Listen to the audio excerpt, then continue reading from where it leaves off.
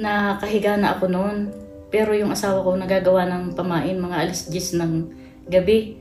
Yung cellphone ko ay nakapatong lang sa ibabaw. Pero narinig ko na tuloy-tuloy itong may nag-chat. Kaya bumangon ako at nakita ko na may nagamit nga ninong account ko.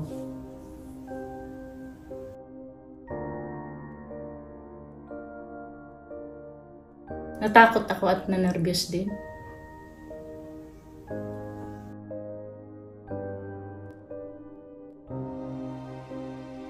Ay di, binawasan ko na yung mga sa aking mga friends doon. Tapos yung mga di ko naman gaanong kakilala, di na rin ako nag-comment.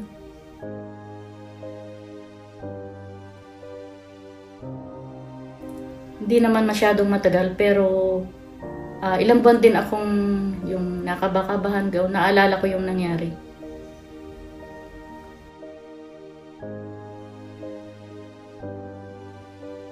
Wala naman, pero muntik na. Buti na lang at yung isang inautangan, yung ginamit, ay kapitbahay namin.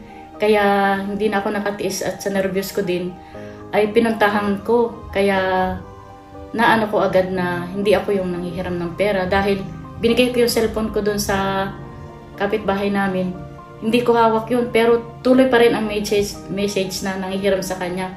Tapos isa rin namin ginawa ay pinost namin ito agad para mababalaan yung mga inautangan dahil marami ng inautangan na sinabi namin na nahack nga niya yung aking account.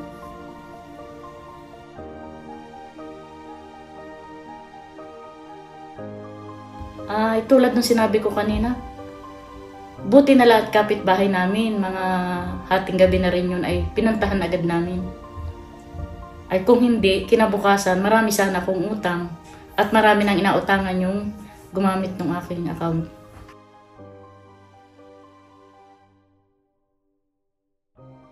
Ay di, binawasan ko na yung mga friend ko. Tapos yung hindi ko gaanong kakilala, hindi na rin ako nag-comment.